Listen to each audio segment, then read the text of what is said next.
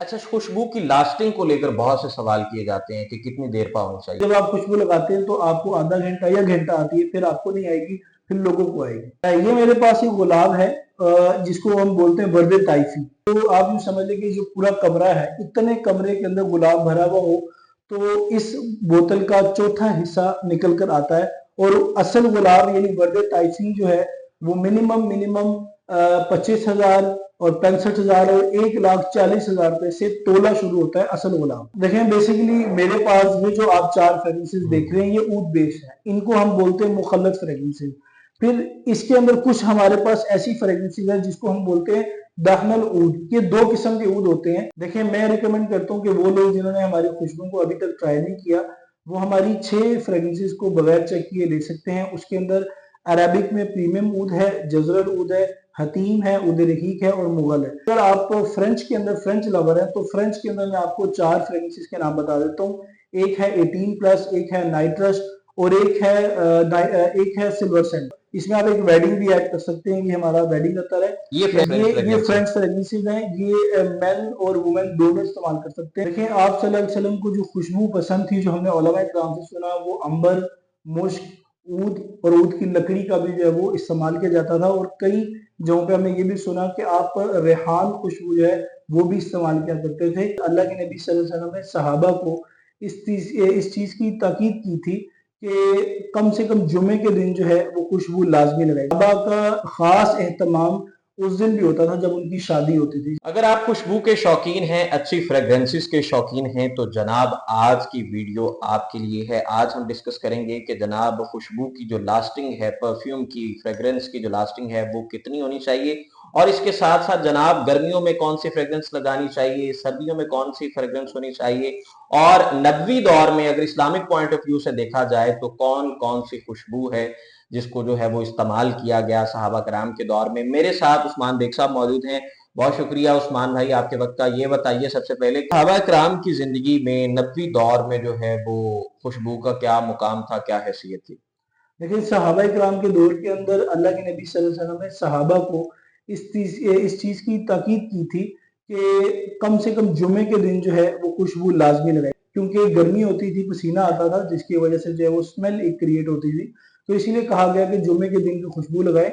और फिर सहाबा का खास एहतमाम उस दिन भी होता था जब उनकी शादी होती थी। यानी जब सहाबा की शादी होती थी तो वो शादी के दिन खुशबू लगाते थे। और पता चलता था जब वो एक महफिल में जाते थे मुख्तलिफ लोगों की, तो पता चलता था कि आज फलां शख्स की जो है वो इनकी शादी हुई है, तभी जो है वो खुशबू लगाई गई है। इस वजह से भी लोग पहचानते थे। अच्छा, खुशबू की लास्टिंग को लेकर बहुत से सवाल किए जाते हैं कि कितनी देर पा होनी चाहिए। आप क्या समझते हैं कितनी देर पा होनी चाहिए? देखें, खुशबू जो बनाते हैं, जो केमिकल इंजीनियर खुशबू बनाते हैं, उनकी नज़र में 7 से 8 घंटे जो खुशबू आपको परफ्यूम या अतर आपको खुशबू दे रहे हैं, इट मीन कि ये बेहतरीन खुशबुओं के अंदर शुमार होती है। और खुशबू को जब आप लगाते हैं तो लगाने का तरीका आपका सही होना चाहिए। इस तरह से आपने लेना है और हाथ पे आपने लगाना है। और आपने हाथ पे लगा के जोर से रगड़ना नहीं है, आपने हल्का सा स्लाइड करना और अपने कपड़ों पे ऊपर वाली साइड पे लगाना है, अंडर आर्म में नहीं लगाना। और दूसरी चीज ये है कि जो खुशबू की लास्टिंग है वो मैक्सिमम 8 घंटे बहुत होती है। बाकी घंटे आपको सोना होता है, सोने के टाइम आपको खुशबू चाहिए नहीं। लेकिन जब आप खुशबू लगाते हैं तो आपको आधा घंटा या घंटा आती है, फिर आपको नहीं आएगी, फिर लोगों को आएगी। अच्छा, ये बताएं कि खुशबू ज्यादा किन कंट्रीज में इस्तेमाल होती है या किन कंट्रीज में बनाई जाती है और इसका ओरिजिन क्या है? खुशबू जो सबसे ज्यादा बनाई जाती हैं इस्तेमाल होने के एतबार से तो अरब कंट्रीज हैं। जी। उसके अलावा इंडिया के मुख्तलिफ शहरों के अंदर खुशबू बनाई भी जाती है। और ओवरऑल इंडिया के अंदर खुशबू जो है वो हर बंदा पसंद करता है, चाहे वो मुसलमान है चाहे वो गैर मुस्लिम है। और खुशबू के अंदर 2 किस्म के पार्ट्स हैं, एक है मुखल्लत फ्रेगनेंसेस, ओरिएंटल फ्रेगनेंसेस, और एक है ऑर्गेनिक फ्रेगनेंसेस। ऑर्गेनिक फ्रेगनेंसेस हम कहते हैं दहनल ऊद, हिंदी, कंबोडी, खालिज गुलाब, खालिज चमेली, ये सारी नेचुरल हैं, इनको हम दहन कहते हैं। तो ये ज्यादातर इंडिया के अंदर Malaysia, Cambodia, Thailand, Burma, Vietnam और सुमात्रा और पपुआ, ये जितने भी इलाके, बांग्लादेश और फ्रांस और तुर्की, स्विट्जरलैंड, ये तमाम वो ममालिक है जहाँ पर बेहतरीन खुशबू बनाई जाती है और हम भी वहां से इम्पोर्ट करते हैं। अच्छा, ये बताएं कि ओरिजिनल जो खुशबू होती है जैसा कि ओरिजिनल गुलाब, ये कैसे बनता है और इसकी कीमत बताएं। ये मेरे पास एक गुलाब है, जिसको हम बोलते हैं वर्द ताइफी। ये ताइफ के मकाम से इंपोर्ट किया जाता है। वहां पर मुख्तलिफ यूनिट्स लगे हुए हैं और कुछ ऐसे यूनिट हमें सुनने को मिला कि सहाबा के दौर से भी चलते आ रहे हैं। और एक यूनिट जो है वो अभी तक एक सहाबी है जो उनकी वो जगह थी जो वो खुशबू महंगी से महंगी लगाते भी थे और बेहतरीन खुशबू बनाते भी थे। तो उन सहाबी का नाम मुझे याद नहीं है, लेकिन इतना इल्म है कि जो वर्द ताइफी है, जो गुलाब है, वो आप यूं समझ लें कि जो पूरा कमरा है, इतने कमरे के अंदर गुलाब भरा हुआ हो तो इस बोतल का चौथा हिस्सा निकल कर आता है। और असल गुलाब यानी वर्द ताइफी जो है वो मिनिमम 25,000 और 65,000 और 1,40,000 रुपए से तोला शुरू होता है असल गुलाब। अच्छा, ये बताएं कि ऊद क्या है, ऊद की क्या अफादियत, क्या अहमियत और इसके बारे में सिग्निफिकेंस बताएं। देखें, बेसिकली मेरे पास ये जो आप 4 फ्रेग्रेंसेस देख रहे हैं ये ऊद बेस्ड है। इनको हम बोलते हैं मुखल्लत फ्रेग्रेंसेस। फिर इसके अंदर कुछ हमारे पास ऐसी फ्रेग्रेंसेस है जिसको हम बोलते हैं दहनल ऊद। ये 2 किस्म के ऊद होते हैं। दहनल ऊद उसको कहते हैं जो लकड़ी के एक्सट्रैक्ट को जलाकर डिस्टिल्ड करके निकाला गया हो और उसका एक एक कतरा जो है वो खालिश होता है। उसकी लास्टिंग कम होती है, लेकिन उसकी जो कीमत है वो 50,000 से शुरू होती है और 9-10 लाख। और जो बिल्कुल यानी जंगली किस्म का ऊद है जो 60-70-100 साल पुराना ऊद होता है, हिंदी ऊद होता है या कम्बोडी होता है, उसकी कीमत तकरीबन 20-20 22-22 लाख रुपए तक भी जाती है, जो कि मेडिसिन में भी इस्तेमाल होती है और लोग उसको अपनी एडिक्शन के लिए भी इस्तेमाल करते हैं और ये जरा हार्ड होती है।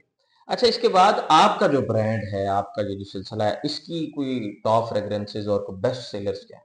देखिए, मैं रिकमेंड करता हूँ कि वो लोग जिन्होंने हमारी खुशबू को अभी तक ट्राई नहीं किया वो हमारी 6 फ्रेग्रेंसेस को बगैर चेक किए ले सकते हैं। उसके अंदर अरेबिक में प्रीमियम ऊद है, जजरल ऊद है, हतीम है, ऊद रहीक है और मुगल है। इसके अंदर अगर आप फ्रेंच के अंदर फ्रेंच लवर है तो फ्रेंच के अंदर मैं आपको 4 फ्रेग्रेंसेस के नाम बता देता हूँ। एक है 18+, एक है नाइट्रस और एक है सिल्वर सेंट। ये 4 हमारी वो फ्रेग्रेंसेस हैं जो सबसे ज्यादा जो है।